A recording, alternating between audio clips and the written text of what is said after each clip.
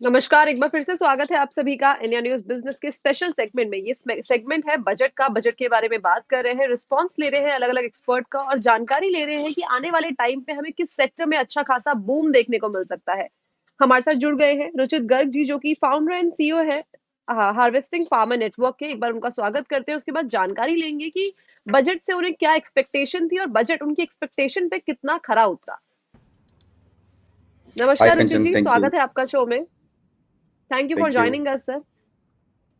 जी, sir सबसे पहले मैं जानना चाहूँगी आपका रिस्पॉन्स। बजट आने के बाद आपका क्या रिस्पॉन्स था? क्या एक्सपेक्टेशन थी आपको बजट से और क्या बजट आपकी एक्सपेक्टेशन पे खरा उतरा या फिर नहीं?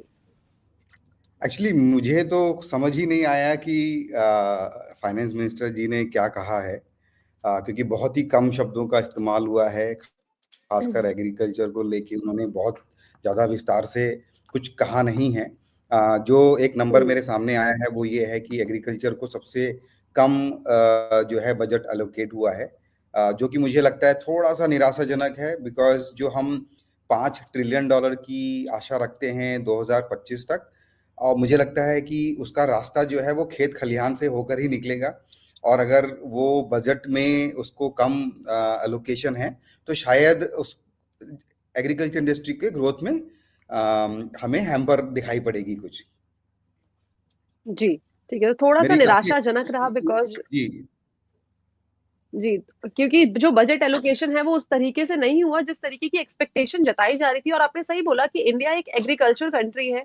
यहाँ पे एग्रीकल्चर का काफ़ी ज़्यादा कंट्रीब्यूशन है, काफ़ी सारी चीज़ें हैं, काफ़ी सारी जो हमारी इकोनॉमी है वो एग्रीकल्चर पे ऊपर भी डिपेंड करती है। सर जैसे कि अनुमान जताया जा रहा था जो हमारी योजना है किसान स्वनिधि, उसको बढ़ा के 9,000 कर दिया जाएगा। उसके ऊपर आपका क्या कहना है? हाँ, मेरा देखिए, मेरे पास कुछ 5-6 पॉइंट थे। मैं सोच रहा था कि शायद फाइनेंस मिनिस्टर कुछ उस पे एड्रेस करेंगे। जैसे पिछले जी, बजटों में हमने देखा कि बहुत सारी स्कीम्स जो हैं, जैसे ई-नाम हो गई, एफपीओ क्रिएशन होगी, ओडीओपी हो गया। बट मुझे लगता है कि कहीं न कहीं तक वो स्कीम्स जो हैं, वो बहुत ही बिखरी हुई हैं। उनमें आपस में डिपार्टमेंट में सामंजस्य की ज़रूरत है और इंफ्रास्ट्रक्चर इन्वेस्टमेंट की ज़रूरत है, ताकि ज़्यादा से ज़्यादा रिज़ल्ट निकल के आए। तो आई वाज़ होपिंग कि हुँ, इस बजट में कुछ और अच्छा सुनने को मिले, इस तरह का मिशन, एक तरह का प्रोजेक्ट, जो सारी इंडिपेंडेंट प्रोजेक्ट्स हैं उसको एक सिरे से बांधकर प्रॉपर तरीके से किसानों को पेश किया जाए। दूसरा, मेरी एक्सपेक्टेशन थी कि किसानों को हम हमेशा दुखी दिखाते हैं, हमको उनको एक एंटरप्रेन्योर्स की तरह ट्रीट करना चाहिए।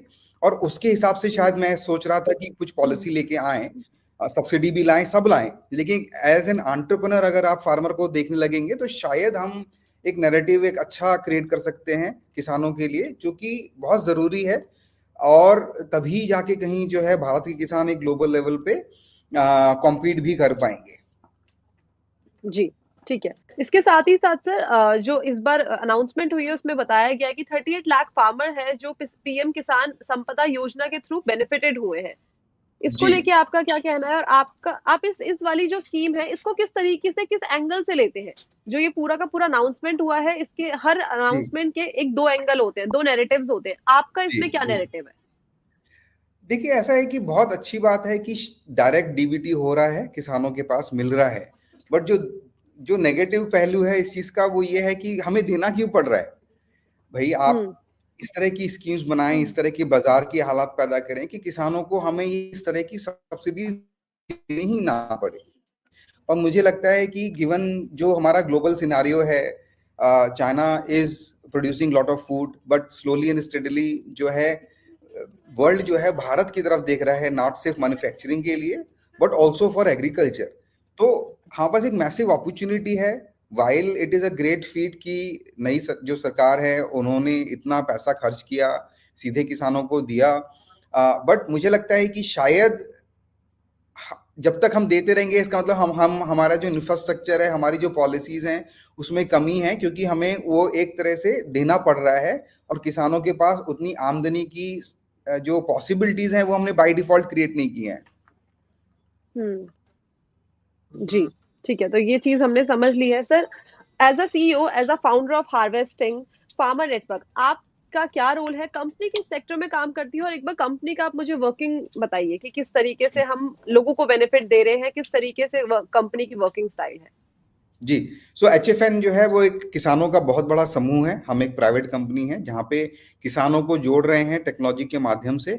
जहाँ पे जो किसान हमारे साथ जुड़ता है उनको हम बीज से लेके बाजार तक की सभी सुविधाओं को मुहैया कराते हैं। हमने आर्टिफिशियल इंटेलिजेंस का यूज करते हैं जहाँ पे किसानों को ये पता लगता है कि उनके क्रॉप में क्या प्रॉब्लम्स हैं, उसका सोल्यूशन कहाँ पे है, और इस तरीके से उनकी हम मदद करते हैं कि ज़्यादा से ज़्यादा उपज हो, न्यूट्रिशियस उपज हो, और जो भी उनकी उपज आती है उनको हम किसानों को ज़्यादा से ज़्यादा दाम दिलाने में उनकी मदद करते हैं। जी, तो ये आपकी यूएसपी है कि जितना भी ज़्यादा उनका रेवेन्यू है वो जनरेट हो सके, ये यूएसपी है। इसके अलावा कोई और जी। यूएसपी? सो हमारी अगेन जिस हमारी कोशिश है कि किसानों का मुनाफा हम बढ़ा सकें।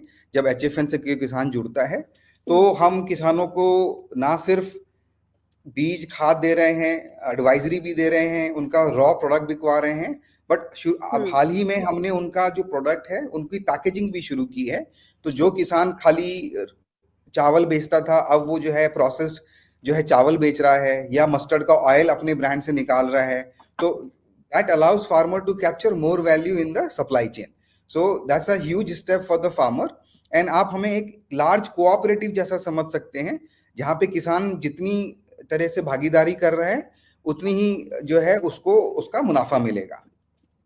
जी, ठीक है। तो यूएसपी जान ली है सर। एक चीज़ मैं और पूछना चाहूँगी साथ ही साथ, जैसे कि आपने बताया एआई, जी।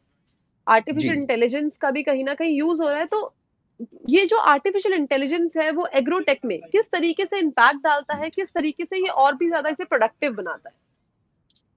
बहुत सारी चीज़ें कर सकते हैं। और देखिए मेरा मानना है कि मैं टेक्नोलॉजी में 25 साल से काम कर रहा हूँ, और मेरा मानना है अच्छी टेक्नोलॉजी ये होती है जहाँ यूज़र को पता ना लगे कि शायद टेक्नोलॉजी हुँ, यूज़ हो रही है। तो हमने क्या इस्तेमाल किया है, किसानों को अक्सर देखा गया है कि उनकी फसल में कीड़ा लगा है, कोई रोग लगा है, तो वो जा नहीं पाते हैं समय से डॉक्टर्स के पास, उनके पास सुविधाएँ नहीं होती हैं। तो हमने व्हाट्सएप में ही एक एआई का इस्तेमाल किया, जहाँ पे किसान जो है अपनी हुँ, फसल का फ़ोटो भेजते हैं और एआई विदिन सेकंड्स किसान को ये बता देता है कि आपकी फसल कौन-सी है, इसमें कौन-सा कीड़ा लगा है, ये कीड़ा ना लगे उसके लिए क्या हो, जो कीड़ा लग गया है तो उसके लिए जो है दवाई कौन-सी दुकान में मिलेगी। तो ये हम एआई के ज़रिए विदिन सेकंड्स कर सकते हैं। आप ऐसा कह सकते हैं कि हर किसान के पास उसकी पॉकेट में एक डॉक्टर है, जो एक एआई के ज़रिए हुँ। हमने दिया है। और ये सब निःशुल्क अवेलेबल है किसानों के लिए, कोई फीस नहीं लगती है। और इससे किसान भी खुश हैं, और जो साथ में जो दुकानदार हैं, जो अपनी दवाई बेचना चाहते हैं, जो बायर्स हैं, जो उस जिले के, उस जगह के लोगों जहाँ से वो खरीदना चाहते हैं, उनको भी डेटा प्रोवाइड होता रहता है कि भई इस गाँव में इतना चावल है, तो हम पहले से बोली लगा सकते हैं। जी, तो एग्रीकल्चर में जो रेज़ोल्यूशन है उसके लिए ऑटो पायलट मोड में आर्टिफिशियल इंटेलिजेंस को इंस्टॉल कर दिया गया है, जो कि काफ़ी अच्छा इनिशिएटिव है। Thank you so much sir हमारे साथ जुड़ने के लिए, बढ़िया जानकारी शेयर करने के लिए। Thanks a lot sir. Thank you Kanchan. Thank you. तो ये थे रुचित गर्ग जी, जिन्होंने हमें बताया कि उनकी कंपनी किस सेक्टर में काम करती है और इस बार जो अनाउंसमेंट आए हैं बजट में वो किस तरीके के हैं, उनका क्या रिएक्शन है, किस तरीके की डिसअपॉइंटमेंट इस बजट से उन्हें देखने को मिली है। अब हमारे साथ जुड़